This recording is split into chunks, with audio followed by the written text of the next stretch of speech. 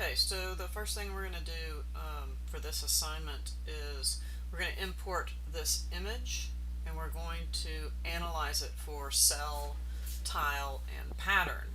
So we're basically going to recreate this. And as I mentioned in class, we're going to be using the 2D functions, the annotation functions in Revit to start with, and then we're going to build up into the 3D adaptive components.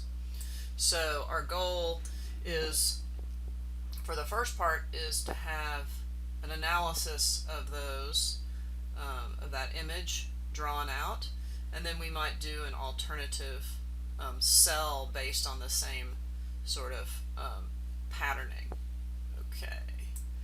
You can also download the lecture on patterning from Canvas and refer to that for more definitions.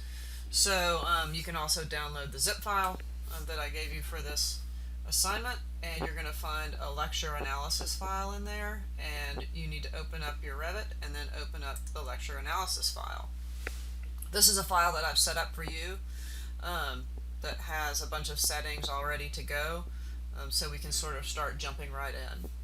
Okay, so the first thing when Revit opens, I have my properties dialog box in my project browser over here. Yours may be stacked, so when I refer to properties, that's what I'm referring to in the project browser that has all our views, is this here. Here are the tabs. So if I say annotate tab, it's going to be up here, and it's just going to be able to flip through the different options and commands. And we'll work through the rest of the program as we move through. Alright, the first thing you're going to do is go to your project browser and double click on Pattern View under Floor Plans, and it's going to give you a couple of setups. So we're going to analyze one pattern here and possibly another pattern here. There's a couple of directions down here and up here, and some dimensions. These green dashed lines are reference planes that I've set up for us, and then this square is actually a scope box that's going to crop our views later. So all of these things I've set up for you to make things a little bit easier. Alright, so the first thing we're going to do is import an image, and that's actually pretty straightforward. So we're going to go to the Insert tab up here, and we are going to go to Image. And if you click on Image, in the zip file, I gave you the file that we're going to use, so you can navigate to where you've unzipped that file on your machine. I'm just going to navigate to where I have saved the information. And we are going to use the Orange Peel Grid 5 JPEG. So I'm going to click Open.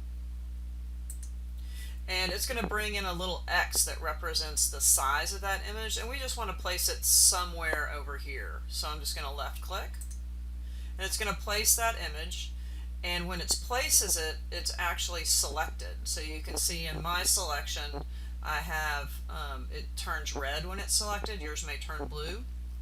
And when something's selected, its properties show up in the properties dialog box over here, and I want this to be 50 by 50 feet. So I'm just going to come over to the properties dialog box with this selected. So to select it, you should left click on it and change the width to 50 feet.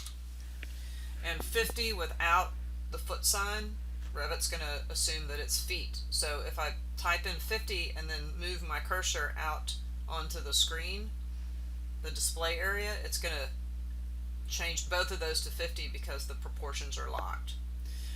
Now what I want to do is I want to move this from that corner to here. When something is selected in Revit, so if I left click off of it to deselect it, hover over it and left click on it, it gives you what's called a drag move when you move over it. So if I left click and hold down my left click and press and move, it'll move it, but not with really any accuracy. We want to move this accurately from that point to that point. So to do that, we select the object, so the image, and we come up here to our modify. It puts up a modify raster images once we select this. It's called a contextual tab. So anything that you select, it kind of looks at it and says, oh, you can do this with it. And one of those things is move. So I'm going to pick the move command, and I want to move it from here to there, so I'm going to left click, and then I'm going to move up here, and it's not really snapping. You see, it will if I get real close, it'll snap, but sometimes there's a problem with the snapping. So if you're having an issue getting the right snap point, right click, go to snap overrides and pick intersections. And now it will snap to that intersection. And so now I've got that image in place. Okay, the next video we're going to start analyzing this piece. So go ahead and save it, and then we'll move on.